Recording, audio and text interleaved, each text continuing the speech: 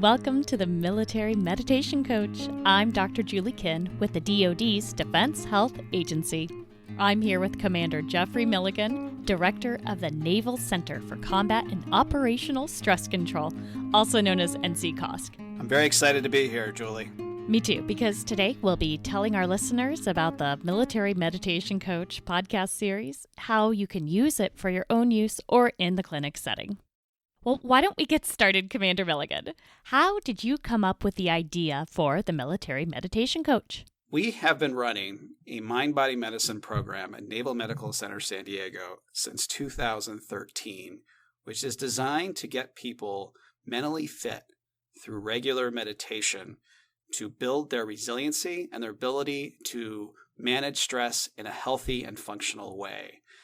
The big key is that people, to be successful with this program, is regular work. Very similar to jogging, very similar to lifting weights. The way you get better is not by doing it once, but having a regular practice. Meditation, although seems simple on the surface, as far as a repetitive focus, as far as staying in a non-judgmental awareness while you do it, is very challenging. It's very hard to sit there in one moment for an extended period of time. And also, it's very intimidating. And I think that's why, for the most part, people who've practiced meditation have done it in temple settings, in organized religion settings, because it provides a structure and it provides a discipline for what you're doing. We wanted to have a way to create that same level of guidance and ability to have someone mentor you through it.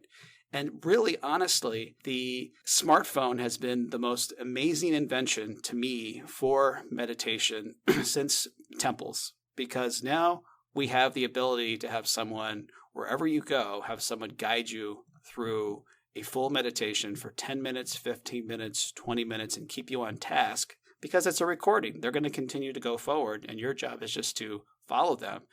And recordings are perfect for meditation because, in the end, meditation is about repetition. It's about keeping yourself in the moment. And so having a recording help you do that and just be repetitive is exactly what people need. And so for someone who's starting out, simply knowing that all I have to do is close my eyes, have some attitude of open awareness, and then just simply follow the prompts of whoever's leading me through a meditation until they're done, is very freeing and specifically helps you stay on task to do a extended period of time, because you don't have to check your watch. You don't have to keep on looking at the clock. You just know when this person who's leading you through a meditation is done, you're done. And so that's critical. Now, the other big piece of this is there's a lot of opportunities out there now for people to download various meditations. There's meditation apps offered commercially. Those cost money. And that can be a problem for getting buy-in among our military population. But more importantly, you want something that they can listen to offline, something that's on their phone. Some of the recordings we're going to have during this series are 3 minutes long, and some are 40 minutes long. And there are a whole variety of styles. It sounds like you're saying try it out, see what works for you, and then when you find one that works, use it multiple times. It doesn't need to be just a one-time use. It's really about repetition. Absolutely. And what we wanted to do more than anything else through this meditation coach is we wanted to serve a particular gap. There are so many ways to meditate well. There's not just one way, one size fits all. Okay, next question. How does meditation, mindfulness, and relaxation help our service members and civilians too? For a lot of folks, mind-body medicine isn't something they pair with military health. We're very good as military members with physical fitness, and we understand the need for it. We understand the need to be able to be ready to exert our bodies in very difficult settings at a moment's notice, to climb that ladder, to run a long distance, carrying heavy weights, to be able to be ready to be there for their buddy in the moment of need. Much the same way, we need our mental facilities. And we need it now, Julie, more than ever, because we're asking our people to do very stressful tasks and activities on a regular basis that require a lot of mental acuity, mental focus and the ability to separate your emotional response from what you're doing. You can get very wrapped up emotionally and lose sight of what's really important as far as making good choices. Probably the best example of that is you have someone on a patrol and he has to make huge decisions in the moment. Is this person someone who's trying to kill me or not? If they are, I need to defend myself and act accordingly. Or this could be someone who simply seems suspicious, but is just simply a local civilian trying to do go their own way. And they have to make a very quick decision in that moment. And that could have major strategic implications for our entire government. And this allows someone, through regular, focused work on their mind, to allow their mind to be able to work the way they want it to work ideally. So your ability to go, in this moment, I need to be able to distinguish friend from foe. I can do that in a normal setting, but when I get stressed out, my brain starts to function less acutely because it gets stressed out. But by doing regular meditation, you're able to increase the endurance of the mind.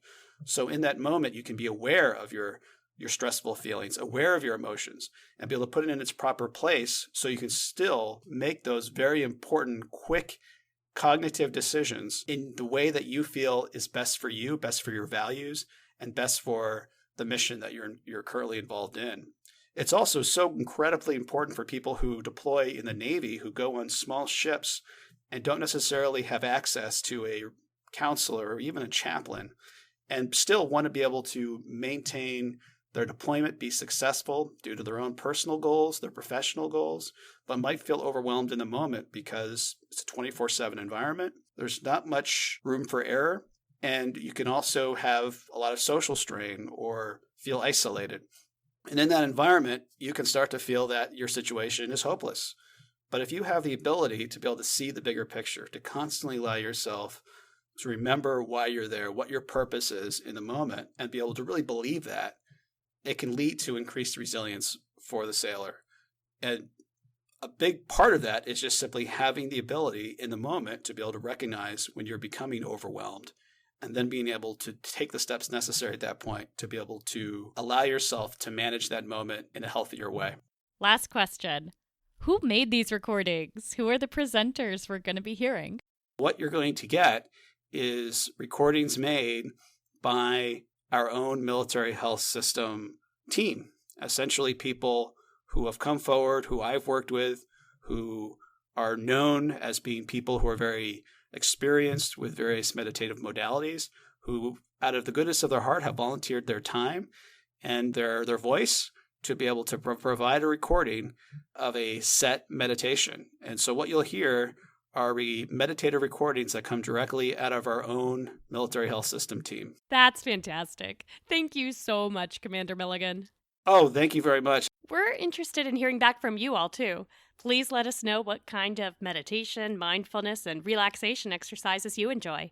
You can get in touch with us on Facebook and Twitter at Military Health.